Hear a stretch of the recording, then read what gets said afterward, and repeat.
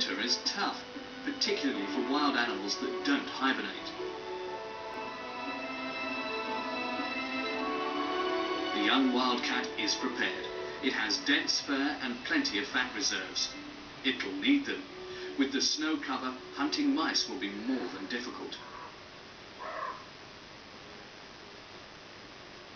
The woodpecker still finds enough to eat under the bark. So does the nuthatch. The fact that the cat is trying to hunt the bird shows how hungry it is. But it's pointless. If the cat wants to survive, it quickly has to learn to put its strength to better use. For centuries, winter was the time for hunters of wildcats. And not just because of the higher quality of the winter fur. Spring traps were set where cat trails were found in the snow.